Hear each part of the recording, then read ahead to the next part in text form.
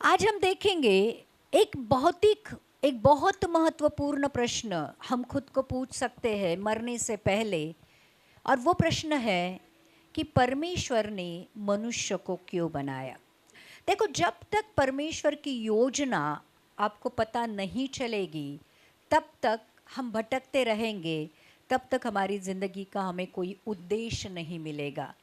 तो आज हम इस वचन का आज टॉपिक है, परमेश्वर ने मनुष्य को क्यों बनाया। आज हमें ऐसा लगता है कि मेरी ज़िंदगी में आज मेरा खुद का घर रहेगा, मेरी खुद की गाड़ी रहेगी, मुझे एक अच्छे पगार की नौकरी मिलेगी, मेरा सारा परिवार खुश रहेगा। आज मेरी ज़िंदगी में ये बीमारी निकल जाएगी, या फिर मेरी ज़िंदगी में जो मुझे चाहिए एक ऊंचाई अगर मैं हासिल करूँगा तो मेरी ज़िंदगी सफल हो जाएगी।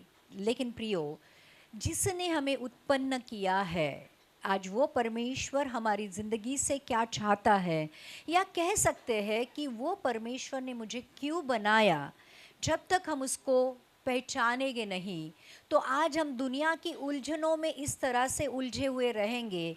और फिर मरते समय भी हम चिंताओं में, तकलीफ़ों में, उस बीमारी में, उस नफ़रत में, उस द्वेष में, उस जलन में मरेंगे।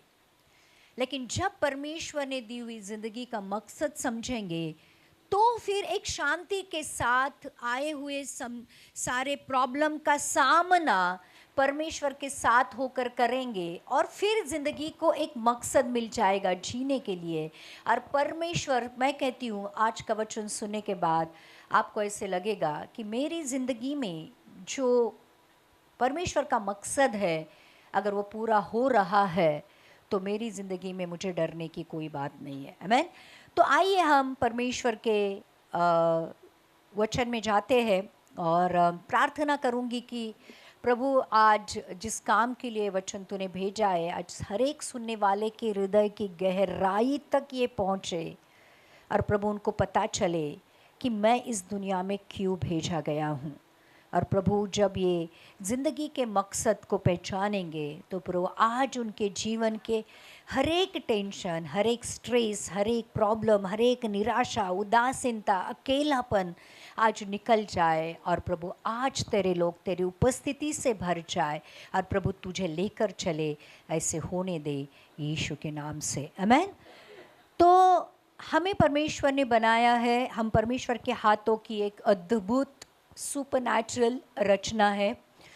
साइंस कितना भी आगे क्यों न चला गया हो प्रियो, साइंस ने अभी तक परमेश्वर ने जो मनुष्य को बनाया है उसको बिना किसी चीज़ को इस्तेमाल किए मनुष्य को नहीं बनाया है। जो लहू परमेश्वर ने हमें दिया है, आज भी साइंटिस्ट लोग लहू का निर्मित नहीं कर सकते हैं। आमीन। तो हम परमेश्वर की एक अद्भुत रचना है, और वचन के अनुसार परमेश्वर ने 6 दिन तक सारे सृष्टि का निर्माण किया, और छठवें दिन आखिर में मनुष्य को अपने स्वरूप और समानता में बनाया। और जो कुछ भी उसने बनाया था उसका सर्वोच्च एक शिरोमणि बनाकर उसको पृथ्वी के उस क्रिएशन के ऊपर रखा। ध्यान रखना, अभी उत्पत्ति में जाकर मैं वापस से नहीं जाऊंगी कि क्या बनाया क्या नहीं बनाया, लेकिन कहूंगी कि छठवें दिन तक परमेश्वर ने जो कुछ बनाया था आखिर में मनुष्य को अपने स्वरूप और समानता में बनाकर उस क्रिएशन के ऊपर, उस निर्मित के ऊपर हेड बनाया। अधिकार दिया, उनको वश में करने का अधिकार दिया। तो पहली बात आपको ये जाननी पड़ेगी खुद के बारे में कि मैं परमेश्वर का स्वरूप। अगर उत्पत्ति की किताब का पहला अध्याय का 27वां वचन पढ़ेंगे तो आपको समझ में आएगा, जो हमने हजारों बार सुना है, लेकिन आज ये वचन एक नए कॉन्टेक्स्ट में सुनो कि आज ये वचन आपको दिल की गहराइयों के साथ क्या बातें करना चाहता है। तब परमेश्वर ने मनुष्य को अपने स्वरूप के अनुसार उत्पन्न किया, अपने ही स्वरूप के अनुसार परमेश्वर ने उसको उत्पन्न किया, नर और नारी करके उसने मनुष्य की सृष्टि की। और आगे लिखा है, और परमेश्वर ने उनको आशीष दी और उनसे कहा, फूलो फलो और पृथ्वी में भर जाओ और उसको अपने वश में कर लो और समुद्र की मछलियों तथा आकाश की पक्षियों और पृथ्वी पर रेंगने वाले सब जंतुओं पर अधिकार रखो। तो पहली बात, परमेश्वर ने मनुष्य को अपने स्वरूप में, अपने मतलब तीन, ट्रिनिटी ने, पिता पुत्र पवित्र आत्मा ने मनुष्य को अपने स्वरूप में, और स्वरूप का मतलब होता है कॉपी, रिप्रेजेंटेशन। पुराने ज़माने में ऐसे हुआ करता था कि राजा जो होता था, जैसे रोमन साम्राज्य जब होता था, तो रोमन साम्राज्य क्योंकि पूरे जग भर मतलब जग भर उसका उनका साम्राज्य था, तो वो लोग क्या करते थे, राजा की एक मूर्ति उस हरेक राज्य में बनाकर रखते थे, ये दिखाने के लिए राजा भले रोम में है, लेकिन जहाँ कहीं भी राजा की मूर्ति रखी गई है वहाँ पर उसका राज्य है। तो वो एक रिप्रेजेंटेशन हुआ करता था, मतलब राजा तो एक्चुअल में नहीं है, लेकिन राजा का जो पुतला है, राजा की जो मूर्ति है, वहाँ पर ये बताती थी कि ये राजा है आपके राज्य का। लेकिन परमेश्वर ने हमें उसका स्वरूप दिया, मतलब परमेश्वर जो राजाओं का राजा है, परमेश्वर जो प्रभुओं का प्रभु है, उस परमेश्वर ने उसका स्वरूप हमें दिया, मतलब एक लाइव जीता जागता रिप्रेजेंटेशन उसने इस पृथ्वी पर रखा अपने स्वरूप में। आप समझ रहे हो मेरी बात?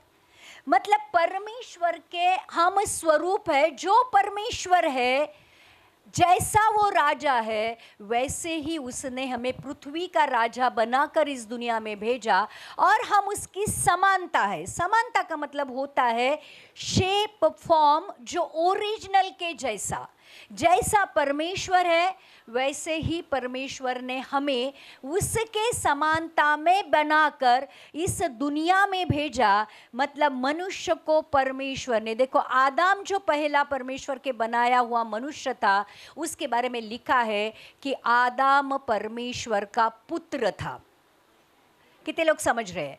तो परमेश्वर ने मनुष्य को अपने पुत्र के रूप में इस दुनिया में भेजा।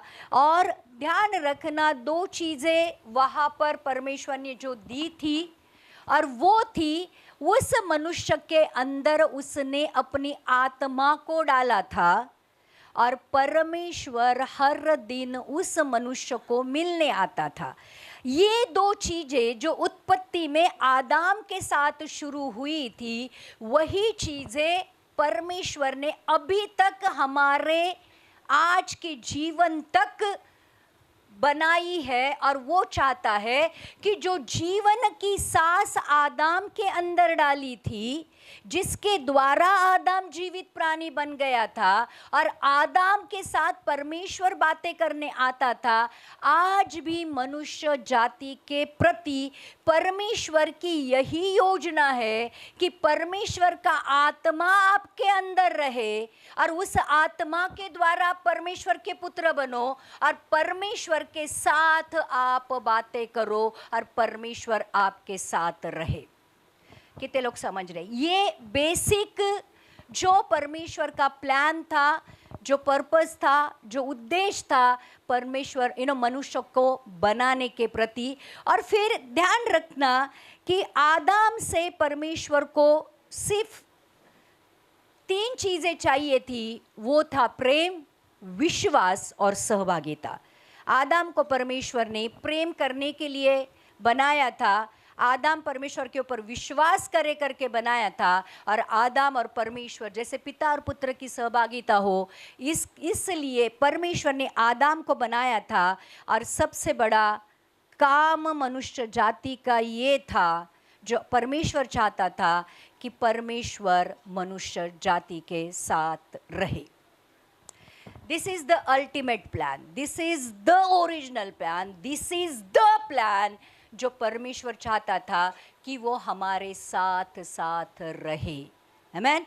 तो फिर क्या हो गया? इसलिए मनुष्य को जीवित करने के लिए, आत्मिक तौर पर जीवित करने के लिए परमेश्वर ने अपनी सांस उसके अंदर डाली, ताकि उस पवित्र आत्मा के द्वारा मनुष्य परमेश्वर के साथ बातें कर सके। ध्यान रखना, जब तक पवित्र आत्मा आपके अंदर नहीं होता है तब तक आप परमेश्वर के साथ बातें नहीं कर सकते हो, परमेश्वर को देख नहीं सकते हो, परमेश्वर के अस्तित्व को या परमेश्वर के वचनों को समझ नहीं सकते हो। और इसलिए पहली बात आदाम को जिंदा करने के लिए परमेश्वर ने ये की थी कि उसके अंदर जीवन की सांस डाली थी, और उस जीवन के सांस के द्वारा, उस पवित्र आत्मा के द्वारा जब शाम के समय में परमेश्वर आदाम को मिलने आता था, आदाम परमेश्वर के साथ बातें कर सकता था, परमेश्वर की उपस्थिति में आदाम खड़ा रह सकता था, क्योंकि आदाम भी आत्मिक प्राणी था और परमेश्वर भी आत्मा था। कितने लोग समझ रहे? शरीर के साथ हम परमेश्वर के साथ बातें नहीं कर सकते हैं, और इसलिए परमेश्वर ने उसका आत्मा हमारे अंदर डाला था, और परमेश्वर ने आदाम को अनंत काल के लिए बनाया था। मतलब आदाम के लिए मृत्यु नहीं बनाई थी। ध्यान रखना, आदाम अगर पाप नहीं करता था, जो आदाम अदन वाटिका में बनाया गया था, वो आदाम आज भी जिंदा रहता था। कितने लोग समझ रहे? तो मृत्यु आदाम के लिए नहीं बनाई थी, लेकिन जब उसको कहा गया था कि अब भलाई और बुरे के ज्ञान का वृक्ष का फल नहीं खाना, खाएगा तो अवश्य मरेगा, तो जब उसने वो फल खाया, परमेश्वर के वचन को भुलाकर, परमेश्वर की आज्ञा को तोड़कर जब उसने वो फल खाया, तो बुराई उसके अंदर आ गई, और जैसे ही बुराई आ गई पाप आ गया, और पाप की वजह से सबसे बड़ी बात अगर कुछ आदाम ने खोई होगी तो वो है परमेश्वर का आत्मा उसको छोड़कर निकल गया, और परमेश्वर की उस आत्मा के चले जाने की वजह से आदाम की आत्मिक मृत्यु हो गई। कौन सी मृत्यु? आत्मिक मृत्यु हो गई, और आदाम को अदन वाटिका से बाहर निकाला गया। मतलब जिस कारण के साथ आदाम को बनाया गया था, आत्मा के द्वारा परमेश्वर के साथ सहभागिता रखने के लिए, जब पाप आया तो आत्मा चला गया और परमेश्वर की सहभागिता छूट गई, और परमेश्वर ने फिर आदाम को, जिंदा तो रह गया शारीरिक तौर पर, लेकिन बाद में लिखा है कि आदाम मर गया, शारीरिक तौर पर आदाम मर गया। तो ध्यान रखना, ये जो पहली योजना थी परमेश्वर की आदाम के लिए, वो आदाम के द्वारा एक तरह से फेल हो गई। आदाम ने परमेश्वर को फेल कर दिया। फिर क्या हो गया? आदाम को दो बच्चे हो गए, एक था कैन और दूसरा था हाबेल। बराबर। अब परमेश्वर ने क्या किया? देखो मेरी एक बात सुनो, डिस्ट्रैक्ट मत होना, बच्चों की वजह से डिस्ट्रैक्ट मत होना। मैं आपको परमेश्वर का आज ओरिजिनल प्लान सिखा रही हूँ, और ये समझोगे तो आज आपकी ज़िंदगी, सच में मैं कहती हूँ, बहुत हद तक जीने के लिए आसान हो जाएगी। तो जब आदाम ने पाप किया तो उसके बाद आदाम और हवा के द्वारा उनके दो पहले बच्चे पैदा हो गए, एक था कैन और एक था हाबेल। कैन पहला बच्चा था, हाबेल दूसरा बच्चा था। तो ये जो कैन है, ये कैन को परमेश्वर के पास जब दोनों ने बलिदान लेके आए, कैन और हाबेल ने, तो परमेश्वर ने हाबेल का बलिदान स्वीकार किया और कैन का बलिदान स्वीकार नहीं किया। इसलिए कैन को गुस्सा आ गया और कैन ने हाबेल का घात कर दिया। पहला खून, देखो पाप कितना खतरनाक होता है। माँ बाप के द्वारा पाप दुनिया में आ गया, और उसी माँ बाप के पेट से आने वाले पहले बच्चे ने दूसरे बच्चे को मार डाला। पहली मृत्यु उस समय उस बाइबल में लिखी है जो इस जगत में आ गई। तो प्रियो, परमेश्वर को भाने वाले परमेश्वर के पुत्र को पहले पुत्र ने, जो कैन था, मार डाला। अभी शैतान को लगा कि जो लोग, देखो परमेश्वर के आज जो शैतान की भी योजना और परमेश्वर की भी योजना कैसे साथ साथ चलती है, ये ध्यान रखना। इनका हाबेल परमेश्वर के ओर से था, कैन शैतान की ओर से था, लेकिन जो शैतान की ओर से था उसने परमेश्वर की ओर से वाला था उसको मार डाला। लेकिन परमेश्वर की योजना यहाँ पे ख़त्म नहीं हुई। परमेश्वर ने फिर एक बार आदम और हवा से और एक बच्चा पैदा किया। देखते उत्पत्ति की किताब का 4 अध्याय का 25 और 26 वचन पढ़ेंगे। आज मैं आपको समझाने वाली हूँ, परमेश्वर ने आदम के बाद जितनी भी पीढ़ियाँ आई है उस पीढ़ी में अपने लिए अपने लोग रखे हैं, उसकी निज पर प्रजा को रखा है। और उस निज प्रजा में आज हम आते हैं कि नहीं आते हैं ये हमें देखना है। तो भले पाप आ गया, लेकिन पाप के साथ भी परमेश्वर ने अपने पुत्रों को इस दुनिया में भेजा, जो परमेश्वर की ओर उनका हमेशा एक नजर थी या परमेश्वर के साथ उनकी सहभागिता थी। तो हाबेल का मृत्यु हो गया, लेकिन अब परमेश्वर ने आदम और हवा को और एक पुत्र दिया। आदम और अपनी पत्नी के पास फिर गया और उसने एक पुत्र को जन्म दिया और उसका नाम यह कह के शेत रखा, परमेश्वर ने मेरे लिए हाबिल के बदले जिसको कैन ने घात किया एक और वंश ठहरा दिया है। शेत के भी एक पुत्र उत्पन्न हुआ और उसने उसका नाम एनोश रखा। उसी समय से लोग यहोवा से प्रार्थना करने लगे। तो हाबेल के बदले शेत नाम का पुत्र आदम और हवा को हो गया, और उस शेत का एक पुत्र हो गया एनोश। और एनोश ने परमेश्वर के साथ सहभागिता रखना शुरू किया। प्रार्थना का मतलब क्या होता है? परमेश्वर के साथ बातें करना और परमेश्वर से सुनना। मतलब हर एक पीढ़ी में परमेश्वर ने अपने लिए कुछ लोग रखे थे और एनोश के द्वारा प्रार्थना का रिवाज शुरू हो गया। फिर आदम की वंशावली में हनोक पैदा हुआ। आगे जाके जब हम देखते हैं आदम की वंशावली में हनोक पैदा हो गया। और फिर परमेश्वर ने के वचन में लिखा है, उत्पत्ति की किताब का 5वां अध्याय का 24वां वचन। अब मैं आपको बताने वाली हूं कि जो आदम ने खोया था, परमेश्वर ने आगे धीरे धीरे जाकर कैसे रिस्टोर किया, और आज हमारा काम क्या है परमेश्वर के पुत्र के रूप में। हनोक परमेश्वर के साथ साथ चलता था, फिर वह लोप हो गया क्योंकि परमेश्वर ने उसे उठा लिया। तो जो लोग परमेश्वर के साथ साथ चलेंगे वो उठाए जाएंगे। कितने लोग समझ रहे? जो लोग परमेश्वर की सहभागिता में चलेंगे, जो लोग, देखो हनोक को उठाया जाना पुनरुत्थान का एक ट्रेलर था। जिंदा इंसान को परमेश्वर उठा के लेके जाता है। ये पुनरुत्थान का, जब यीशु मसीह आएगा तो जो लोग परमेश्वर के साथ साथ चलेंगे वो लोग उठाए जाएंगे। कितने लोग समझ रहे हैं? तो आज परमेश्वर हमें ये कहता है, प्रार्थना में बने रहोगे, परमेश्वर के साथ साथ चलते रहोगे तो ही पुनरुत्थान में उठाए जाओगे। आमीन।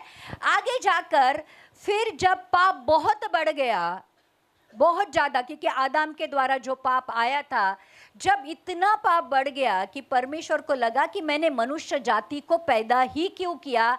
पहली बार परमेश्वर मनुष्य जाति को पैदा कर कर पछताया।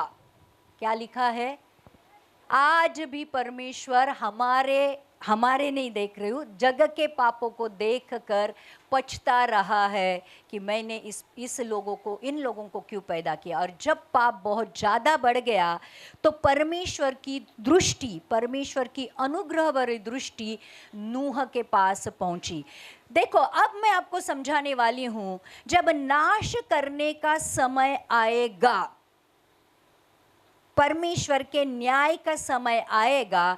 2 उदाहरण ये है, अनोश ने प्रार्थना की, परमेश्वर ने उसको समझा कि अनोश प्रार्थना करने लगा है। हनोक परमेश्वर के साथ साथ चलता था, परमेश्वर ने उठाया, परमेश्वर ने हमें दिखा दिया कि प्रार्थना करना और परमेश्वर के साथ साथ चलना कितना ज़रूरी है। और फिर नूह के द्वारा हम देखेंगे, उत्पत्ति की किताब का 6वां अध्याय का 9वां वचन पढ़ेंगे। आज मैं आपको उत्पत्ति से रेवलेशन तक लेके जाने वाली हूँ, तो प्लीज़ मेरे साथ बने रहे, डिस्ट्रैक्ट मत होना, क्योंकि आज ज़िंदगी का बहुत सामर्थ्य वचन आप सुन रहे हो। नूह की वंशावली यह है, नूह धर्मी पुरुष और अपने समय के लोगों में खरा था, और नूह परमेश्वर ही के साथ साथ चलता रहा। क्या लिखा है नूह के बारे में? वो उस जमाने का धर्मी और खरा मनुष्य था। तो आज हम हमारे जमाने के धर्मी और खरे मनुष्य हैं। और दूसरी बात, और उसकी क्वालिटी क्या है? वो परमेश्वर के साथ साथ चलता था। इसलिए परमेश्वर की अनुग्रह भरी दृष्टि नूह के ऊपर हुई, और परमेश्वर ने पूरे दुनिया का नाश किया और सिर्फ नूह और नूह की फैमिली को बचाया। आज जब यीशु मसीह आने वाला है, तो न्याय का समय है। जो लोग धर्मी हैं, जो लोग खरे हैं, और जो लोग परमेश्वर के साथ साथ चल रहे हैं, यीशु मसीह जब आएगा वही उठाए जाएंगे। बाकी सारी दुनिया का 7 साल के लिए महाविपत्ति का काल आने वाला है, लेकिन ये 3 क्वालिटी वाले लोग परमेश्वर के साथ उठाए जाएंगे।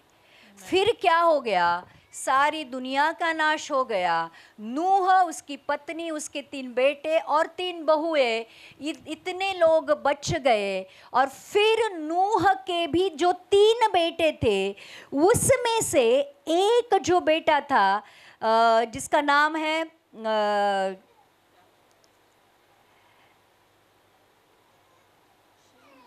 3 पुत्रों में शेत करके जो बच्चा था, उसके 3 बच्चे थे, हाम, यपेत, हाँ, ये जो 3 बच्चे थे, उसमें से जो शेत करके जो बच्चा था, उसकी वंशावली से अब्राहम आया।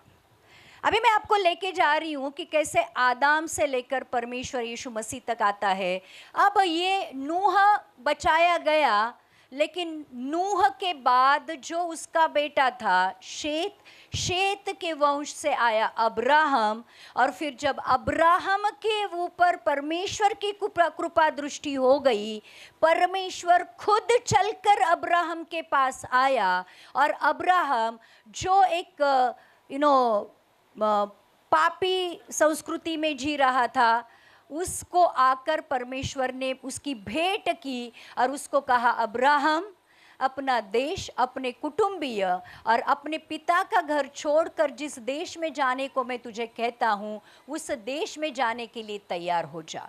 और फिर जब अब्राहम तैयार हो गया, तो परमेश्वर ने उसके लिए आशीष रखी कि तू राष्ट्रों का पिता हो जाएगा।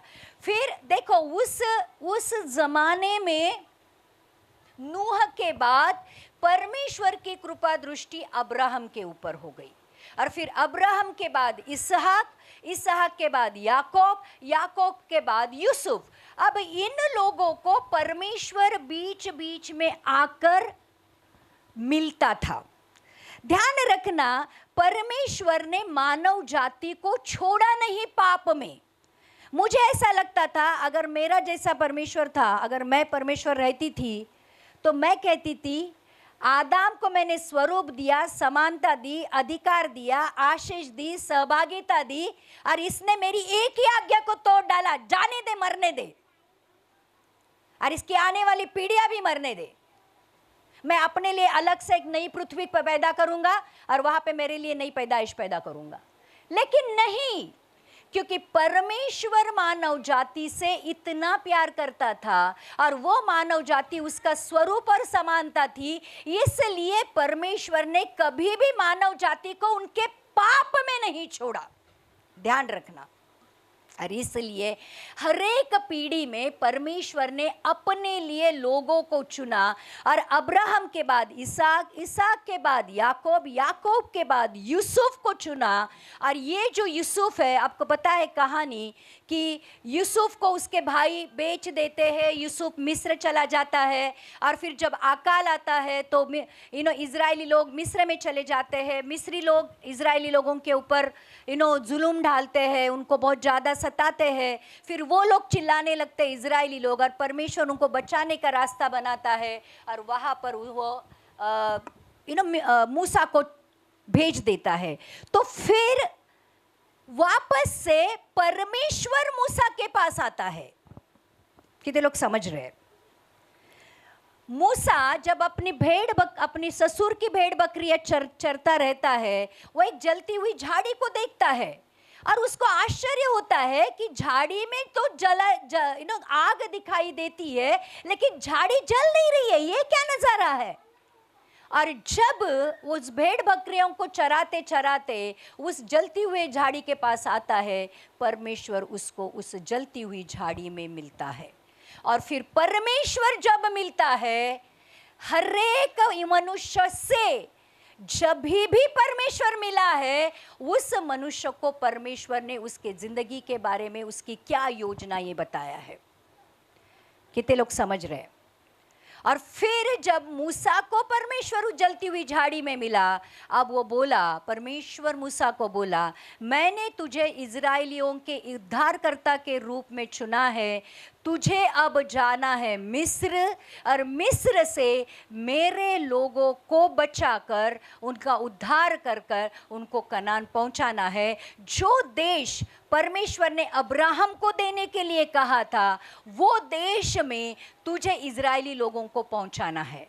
और फिर बहुत सारे चिन्ह चमत्कारों के साथ ये जो मूसा है मिस्र से बाहर निकालता है, और परमेश्वर इजरायली लोगों के साथ रात में एक बादल बनकर, आग का बादल रात में और दिन में एक बादल बनकर उनकी अगुवाई करता है। मतलब परमेश्वर इजरायली लोगों को छोड़ता नहीं है, उनके साथ वो वो खुद उपस्थित होता है और उनके साथ साथ चलता है।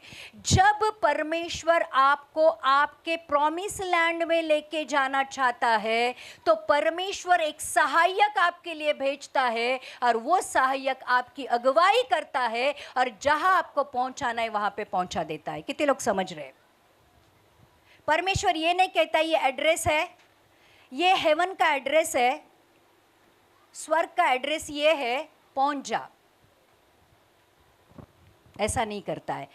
स्वर्ग जाना है या प्रॉमिस लैंड जाना है, तो परमेश्वर हमेशा उसके सहायक को हमारे साथ साथ देता है। और इसलिए रात को आग का खंबा, दिन के लिए बादल बनकर परमेश्वर इजरायली लोगों की अगुवाई करता था। स्वर्ग से मन्ना आता था, चट्टानों से पानी मिलता था। और लिखा है कि उस 40 साल में जब ये मिस्र से निकल कर कनान जा रहे थे, जब परमेश्वर आपको चुनता है, एक बात और ध्यान रखना, जब परमेश्वर आपको चुनता है और परमेश्वर आपको कहीं पहुंचाना चाहता है, तो उस दौरान आपको क्या खाना है, क्या पीना है, क्या पहनना है, इसकी चिंता करने की जरूरत नहीं होती है। परमेश्वर खुद आपके साथ रहता है और आपके खाने पीने का और रहने का इंतजाम करता है। अब जब परमेश्वर हमें स्वर्ग का प्रॉमिस कर रहा है, तो इस दौरान जितने भी साल हमें मिलेंगे, उस सालों के दरम्यान परमेश्वर आपको कहता है, क्या खाएंगे, क्या पिएंगे, क्या पहनेंगे, इसकी चिंता मत करो। जहां जाना है वहां पर कैसे पहुंचना है उसकी चिंता करो। मतलब परमेश्वर का राज्य और उसकी धार्मिकता की खोज करो। कितने लोग समझ रहे हैं?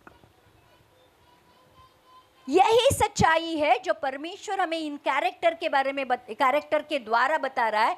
मूसा एक ही आज्ञा का पालन नहीं करता है। जो परमेश्वर कहता है वो मूसा करता है। सिर्फ एक ही बार परमेश्वर उसको कहता है, जब इजरायली लोग कंप्लेन करने लगते हैं कि पानी नहीं है, पानी नहीं है, पानी नहीं है, और ये गुस्सा हो जाता है, और परमेश्वर उसको जाकर कहता है चट्टान को मार मत, चट्टान से बातें कर, चट्टान से बातें करने के बाद पानी आएगा। लेकिन मूसा इतना गुस्सा होता है इजरायली लोगों के ऊपर कि उस चट्टान के ऊपर 2 बार मारता है, पानी तो निकलता है, लेकिन परमेश्वर गुस्सा होता है। और परमेश्वर कहता है कि अब तू कनान नहीं जाएगा, तू यहीं पर मरेगा, माउंट नेबो पर वो मर जाता है। और यहोशू बचे हुए इजरायली लोगों को लेकर कनान पहुंचता है। अब जो बैटन है वो मूसा के पास से किसके पास आता है? यहोशू के पास आता है। और फिर यहोशू इजरायली लोगों को और एक बात है, जब मूसा के साथ देखो, अब परमेश्वर की उपस्थिति इन लोगों के साथ थी। रात को आग का खंबा था, दिन में बादल था। और जब ये लोग चलने लगते हैं, एक दिन परमेश्वर मूसा को सिनै पर्वत पर बुलाता है। और सिनै पर्वत पर मूसा के साथ परमेश्वर 40 दिन और 40 रात रहता है। और लिखा है उत्पत्ति 19:3 से 6 में, देखो परमेश्वर मानव जाति को पहली बार एक घटना देता है। जैसे आज हमारी भारत की घटना है, वैसे मनुष्य जाति के लिए कुछ आज्ञा देता है उस सिनै पर्वत पर। और परमेश्वर ये कहता है कि आदम को एक ही आज्ञा दी थी, अब मैं तुमको 10 आज्ञाएं देता हूँ, उन आज्ञाओं का पालन करोगे तो मेरे साथ चलोगे, उन आज्ञाओं को नहीं मानोगे तो मेरे साथ चल नहीं पाओगे। और उत्पत्ति 19:3-6 में लिखा है, उत्पत्ति नहीं, व्यवस्था विवरण, एक मिनट, उत्पत्ति नहीं है,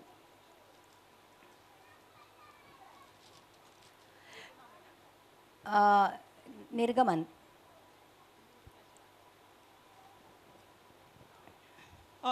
तब मूसा पर्वत पर परमेश्वर के पास चढ़ गया, और यहोवा ने पर्वत पर से उसको पुकार कर कहा, याकूब के घराने से ऐसा कह और इज़राइलियों को मेरा यह वचन सुना, तुमने देखा है कि मैंने मिस्रियों से क्या क्या किया, तुमको मानो उकाब पक्षी के पंखों पर चढ़ाकर अपने पास ले आया हूँ। इसीलिए अब यदि तुम निश्चय मेरी मानोगे और मेरी वाचा का पालन करोगे, तो सब लोगों में से तुम ही मेरा निज धन ठहरोगे। समस्त पृथ्वी तो मेरी है, और तुम मेरी दृष्टि में याजकों का राज्य और पवित्र जाति ठहरोगे। जो बातें तुझे इज़राइलियों से कहनी है वे यही है। तो इजरायली लोग जो परमेश्वर का चुना हुआ वंश थे, उनसे वो बातें करता है। प्रियो, अभी क्या होता है, देखो मैं आपको ये समझा रही हूँ कि जिनको परमेश्वर ने चुना है उन लोगों के साथ परमेश्वर खुद आके बातें करता है, और परमेश्वर उसकी उपस्थिति के द्वारा उनके साथ साथ चलता है। आदम के साथ उसकी उपस्थिति थी, लेकिन पाप के द्वारा चली गई। लेकिन जिसको भी उसने चुना, उनको उसने नाम ले लेकर बुलाया, और उनके साथ उसकी उपस्थिति चलती रही। फिर अब क्या हो गया, मिस्र से तो इजरायली लोग बाहर आ गए, लेकिन उनके साथ अब मूसा था, जो परमेश्वर के और लोगों के बीच में बातें करता था। अब परमेश्वर मूसा को कहता है 10 आज्ञाएं ले और लोगों को दे दे, और फिर परमेश्वर उसको एक वाचा की संदूक बनाने को कहता है। अब वाचा की संदूक का मतलब होता है परमेश्वर की उपस्थिति इजरायली लोगों के साथ साथ चलेगी। मैं आपको ये बताने की कोशिश कर रही हूँ उन सारे चीज़ों के द्वारा कि परमेश्वर आपके साथ साथ चलना चाहता है। फिर वो बादल हो, या फिर आग का खंबा हो, वो वाचा की संदूक हो, या जो कोई भी तरीका वो अपनाता है, वो चाहता है कि मैं आपके साथ साथ चलूं। और फिर वाचा की संदूक के लिए वो लोग मिलाप वाला तंबू बनाते हैं। और फिर याजक लोग, मूसा के बाद जितने भी याजक हुआ करते थे, ये याजक लोग परमेश्वर और लोगों के बीच में रहते थे। ये याजक लोग साल में एक बार उस मिलाप वाले तंबू में बलिदान के साथ चले जाते थे, परमेश्वर की बातें लोगों तक और लोगों की बातें परमेश्वर तक पहुंचाते थे। तो ये एक जरिया था परमेश्वर का हमारे साथ बने रहने का। आज मैं आपको यही बताती हूँ कि मानव जाति को परमेश्वर ने आदम के बाद अकेला नहीं छोड़ा। जिनको उसने चुना, उत्पत्ति से पहले जो चुने गए थे, उन सारे लोगों की परमेश्वर ने भेंट ली और अपनी उपस्थिति उनके साथ छोड़कर वो चलता था। आमीन। मतलब उनकी उसकी उपस्थिति के साथ वो चलता था। फिर उसने यहोशू के बाद ध्यान रखना शिमशोन को चुना। शिमशोन के ऊपर परमेश्वर का आत्मा उतर कर आया। शिमशोन इज़राइलों की ओर से परमेश्वर के लोगों के लिए लड़ता था, उनको छुड़ाता था। लेकिन शिमशोन के जीवन में एक दिलाला करके एक औरत आती है, और जिसकी वजह से दलीला करके एक औरत आती है, जिसकी वजह से उसका नाश होता है। तो परमेश्वर के साथ चलने वालों ने जग के साथ दोस्ती नहीं करनी चाहिए। जब परमेश्वर के साथ चलते हो और जग के साथ भी चलते हो, तो जग आपको कब परमेश्वर से अलग करता है और आपका कब घात होता है, ये आपको शिमशोन के द्वारा समझ में आएगा। तो फिर बाद में हन्ना की प्रार्थना के द्वारा शमूएल का जन्म होता है, और फिर शमूएल एक बहुत बड़ा याजक बन जाता है। और जब इजरायली लोग परमेश्वर से कहते हैं कि हमें राजा चाहिए, हमें राजा चाहिए, परमेश्वर कहता है क्या मैं तुम्हारा राजा हूँ, ये तुम्हें पसंद नहीं है क्या? तो लोग कहते नहीं, हमें राजा चाहिए। और फिर शमूएल जो याजक होता है, इस याजक के द्वारा परमेश्वर शाऊल राजा का अभिषेक इजराइल के राजा के रूप में करता है। और जब उसका अभिषेक करता है, शाऊल के ऊपर परमेश्वर का आत्मा उतर कर आता है। फिर एक बार मैं आपसे ये कहना चाहती हूँ कि जिस किसी को भी परमेश्वर ने चुना है, उनके ऊपर परमेश्वर का आत्मा उतर कर आया है।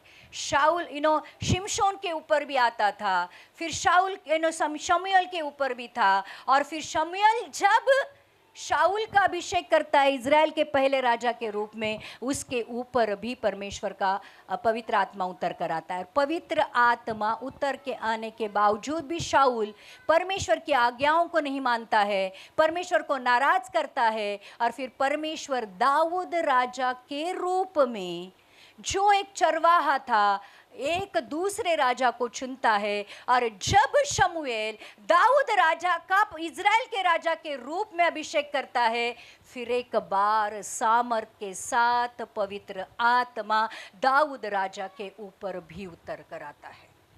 कितने लोग समझ रहे हैं? तो जिनको भी परमेश्वर चुनता है, उनके ऊपर परमेश्वर का आत्मा भले नए करार में रहे या पुराने करार में रहे, सामर्थ के साथ उतर कर आता है। परमेश्वर जिसको चुनता है, उसको वो अकेला नहीं छोड़ता है, क्योंकि परमेश्वर की योजना आदम से लेकर आज तक यही है कि जिस मनुष्य को उसने अपने स्वरूप और समानता में बनाया है, उस मनुष्य के साथ साथ वो चले। कितने लोग समझ रहे? फिर आगे जब हम जाते हैं कि दाऊद राजा का जो बेटा होता है सुलेमान, जिसको तो परमेश्वर सपने में आकर पूछता है कि सुलेमान वर मांग, जो कुछ भी मैं तुझे चाहिए मैं दे दूंगा। और सुलेमान राजा अपने वैभव में आज तक उसके जैसा राजा कोई बना नहीं है। परमेश्वर का वचन कहता है सुलेमान राजा के जैसा वैभव वाला राजा अभी तक बना नहीं है। लेकिन सुलेमान राजा भी औरतों के चक्कर में आकर बहुत सारी रानियों को करता है, बहुत सारे रखेलों को रखता है, और उनके चक्कर में आकर अपने उद्धार को खो देता है, और परमेश्वर से भटक जाता है, परमेश्वर से दूर हो जाता है। फिर उसके बाद सुलेमान के बाद परमेश्वर एलिया को चुनता है। एलिया के ऊपर परमेश्वर का आत्मा उतर कर आता है। एलिया बहुत सारे चिन्ह चमत्कार करता है। ध्यान रखना, एलिया के द्वारा परमेश्वर मरे हुए इंसान को भी जिंदा करता है। इतना बड़ा अभिषेक एलिया के ऊपर होता है। एलिया के बाद वो एलिशा के ऊपर आता है, एलिशा के बाद वो एस्तर को चुनता है, एस्तर के बाद फिर ध्यान रखना बहुत सारे भविष्यद्वक्ताओं के ऊपर परमेश्वर का आत्मा समय समय पर उतर कर आ रहा था। जब भी अगर आप पुराना करार पढ़ोगे तो जितने भी भविष्यद्वक्ता है उनके लिए भविष्यवाणी करने के लिए, परमेश्वर की आगे जाकर लोगों के लिए क्या योजना है ये बताने के लिए समय समय पर परमेश्वर का आत्मा लोगों के ऊपर उतर कर आ रहा था। और फिर यशाया, यिर्मयाह, दानियल, होशे, योएल, आमोस, ओबेद्या, योना, मीका, नहूम, हबक्कुक, सपन्या, हग्गाई, जकरिया और मलाकी तक लोगों के ऊपर परमेश्वर का आत्मा उतर कर आया। और जो कुछ भी परमेश्वर को लोगों को बताना था इन भविष्यद्वक्ताओं के द्वारा, और आगे होने वाली बातें परमेश्वर ने जो हजारों सालों के बाद भी घटने वाली है, उन बातों के बारे में परमेश्वर ने इन भविष्यद्वक्ताओं के द्वारा बातें की। मतलब हर एक पीढ़ी में परमेश्वर ने अपने लिए मनुष्यों को चुना, भविष्यद्वक्ताओं को चुना, नॉर्मल सामान्य लोगों को चुना और उनके ऊपर पवित्र आत्मा के द्वारा अपनी योजना को जाहिर किया। और ये मैं वापस आपको बताना चाहूँगी कि परमेश्वर ने मानव जाति को अकेला नहीं छोड़ा। आमेन। क्योंकि परमेश्वर हमसे प्यार करता था। फिर मलाकी के बाद मत्ती तक 400 साल का सन्नाटा था। 400 साल तक परमेश्वर ने ना किसी से बातें की, ना किसी की भेंट ली। मनुष्य जाति ने जैसे उनको करना है वैसे कर रहे थे। जिसकी सुनना है उसकी सुन रहे थे, अपनी मनमानी कर रहे थे। लेकिन जब यीशु मसीह का इस दुनिया में आने का समय आ गया, अब फिर से अदन वाटिका वाली बात परमेश्वर को जब जगत में करनी थी, तो परमेश्वर ने जकरिया और एलिशिबा, ये दो जो बूढ़े लोग थे, जो जकरिया जो एक याजक था, जो मंदिर में अपनी पूजा परमेश्वर के प्रार्थना कर रहा था, परमेश्वर के अति पवित्र स्थान में था, परमेश्वर उसकी भेंट लेता है और उसको कहता है कि तू एक पुत्र जनेगा, उसका नाम यूहन्ना रखना, जो परमेश्वर के आने से पहले, यीशु मसीह के आने से पहले एक उसके लिए मार्ग बनाएगा। और फिर यूहन्ना का जन्म होता है। 400 साल के साइलेंस के बाद परमेश्वर यूहन्ना को इस दुनिया में भेजता है यीशु मसीह के लिए मार्ग बनाने के लिए। और फिर इस यूहन्ना के ऊपर भी परमेश्वर का आत्मा उतर कर आता है। जब यूहन्ना अपनी माँ की पेट में होता है, यीशु मसीह मरियम की पेट में होता है, यीशु मसीह और मरियम और एलिशिबा जब बातें करते हैं, अंदर से यूहन्ना एक कूदी मारता है यीशु मसीह को सामने देखकर। और फिर ये यूहन्ना जाकर यीशु मसीह के लिए मार्ग बनाता है। और फिर परमेश्वर अपनी अल्टीमेट सबसे बेस्ट योजना को मानव जाति के लिए पूरी करता है। और वो होता है कि परमेश्वर अपने पुत्र को, जो वचन था, जो आदि में था, जो परमेश्वर था, पवित्र आत्मा के द्वारा गर्भवती कर उस वचन को इस दुनिया में भेजता है। और वो वचन इस दुनिया में यीशु मसीह के नाम से आता है। उस यीशु मसीह का नाम यीशु मसीह मतलब पापों से उद्धार करने वाला, और दूसरा नाम होता है इमैनुअल, जो हमारे साथ बनने वाला। जो आदम ने खोया था उस अदन वाटिका में परमेश्वर का आत्मा और परमेश्वर की संगति, यीशु मसीह अब जिस पाप के द्वारा हम परमेश्वर से दूर हो गए थे, उस पाप को उस क्रूस पर लेकर फिर एक बार परमेश्वर की आत्मा से हमें भरकर परमेश्वर के साथ साथ चलाने के लिए इस दुनिया में आता है। तो परमेश्वर की जो मूलभूत बेसिक योजना जो मानव जाति के लिए थी, वो ये थी कि वो हमारे साथ रहना चाहता है। आज भी इसलिए वो कहता है आप पाप में हो कोई बात नहीं, यीशु मसीह को स्वीकार करो, आपका पाप से उद्धार हो जाएगा। और वही पवित्र आत्मा जिसके द्वारा यीशु मसीह जन्मा है, जिसके द्वारा आदम इस दुनिया में आया था, वही पवित्र आत्मा आपके ऊपर उतर कर आएगा और आपको परमेश्वर नया जन्म देगा। आप एक नई सृष्टि बनोगे, आप परमेश्वर के पुत्र बनोगे। जैसे आदम था, जैसे यीशु मसीह था, वैसे ही आप भी परमेश्वर के पुत्र बनोगे। और उस आत्मा के द्वारा जब आपका नया जन्म होगा, आप पवित्र आत्मा के मंदिर बन जाओगे और फिर परमेश्वर के साथ वचन के द्वारा सहभागिता करोगे। कितने लोग समझ रहे हैं? प्रियो, आज आपको किसी मंदिर में जाने की जरूरत नहीं। परमेश्वर को ढूंढकर उसके चरणों में माथा रखने के लिए आप खुद परमेश्वर के आत्मा का मंदिर बन जाते हो। तो जहां कहीं भी आप जाते हो, आपका परमेश्वर आपके अंदर रहकर चलता फिरता है। कितने लोग समझ रहे हैं?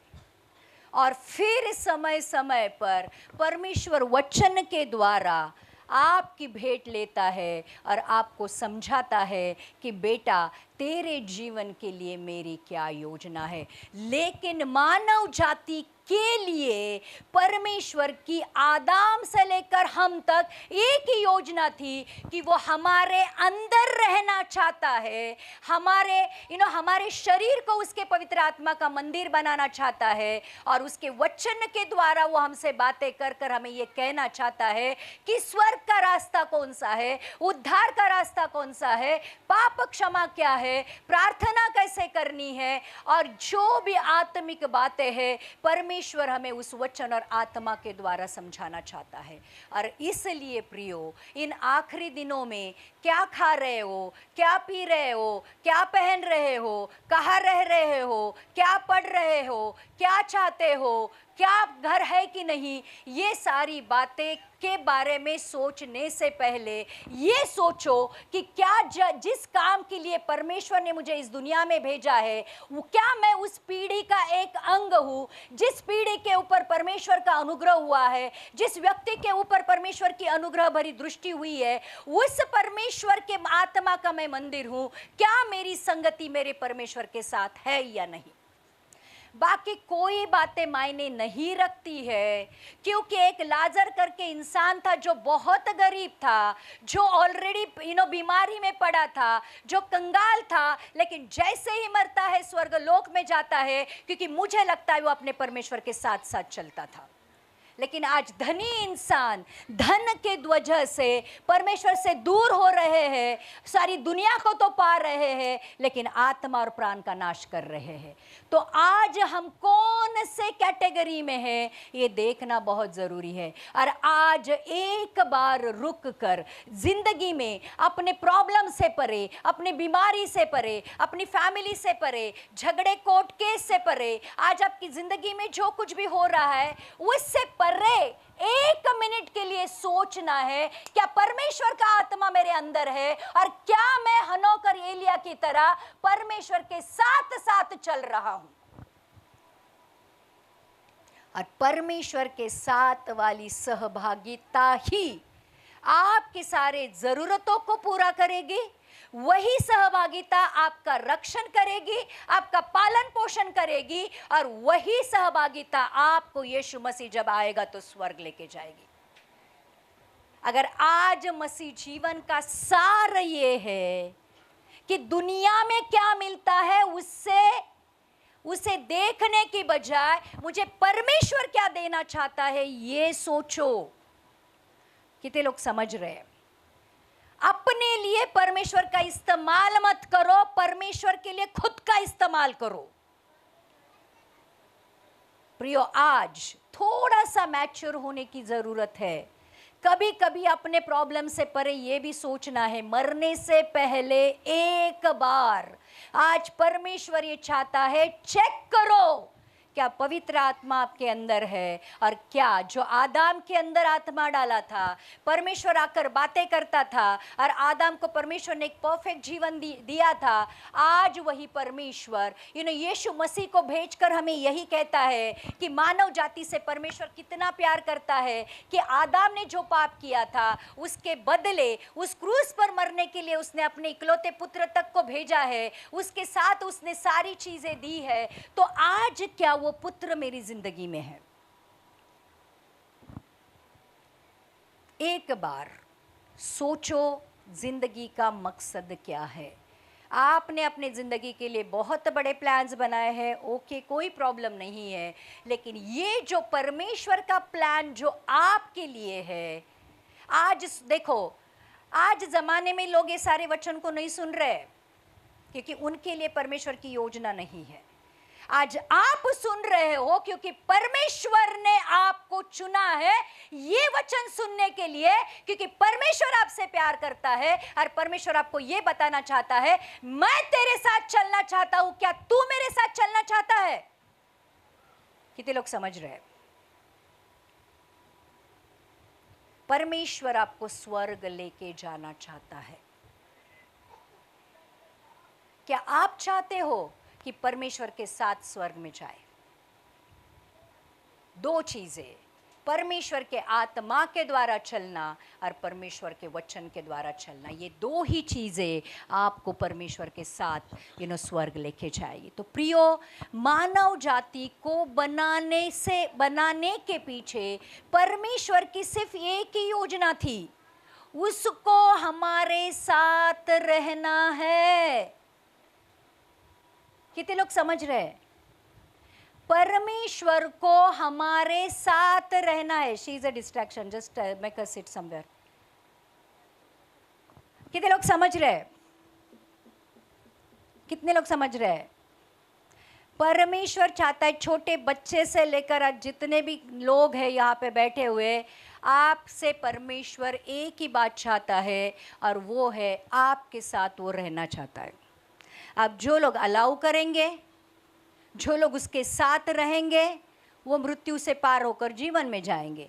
और जो लोग चाहेंगे कि परमेश्वर की मुझे ज़रूरत नहीं है, जब भी ज़रूरत रहेगी मैं परमेश्वर के पास आकर मेरी प्रार्थना करूँगा, मुझे जो चाहिए मैं लेके जाऊँगा, तो फिर आपको परमेश्वर मांगो तो दिया जाएगा, देगा, लेकिन जब वो आएगा तो छोड़ देगा। तो प्रियो, उत्पत्ति से लेकर रेवलेशन तक परमेश्वर आपको एक ही बात कह रहा है कि आपको परमेश्वर के साथ चलना। और इसलिए पेंतकुस्त के दिन जब 120 लोगों के ऊपर पवित्र आत्मा उतर कर आया, उस 120 लोगों ने दुनिया को बदल डाला। और वही पवित्र आत्मा जो पेंतकुस्त के दिन इस दुनिया में आया था, आज हरेक इंसान को अंदर से बदल रहा है। परमेश्वर के आत्मा का मंदिर बनाकर वो परमेश्वर के लिए तैयार कर रहा है। और इसलिए आज हमें चेक करना है कि क्या मेरा शरीर पवित्र आत्मा का मंदिर है। और पवित्र आत्मा का मंदिर होने का एक ही चिन्ह है, और वो है क्या मैं परमेश्वर से प्यार करता हूँ। वो पवित्र आत्मा सिर्फ आपको परमेश्वर की प्यार की बातें समझाता है, और वो परमेश्वर का आत्मा आपके अंदर रहकर वचनों के ऊपर कैसे चलना ये आपको सिखाता है। पवित्र आत्मा का मंदिर परमेश्वर के आने के लिए तैयार करता है। कितने लोग समझ रहे हैं? अगर नहीं तो आइए आज हम परमेश्वर से प्रार्थना करते हैं। आइए अपनी आंखों को हम बंद करते। कितने लोगों को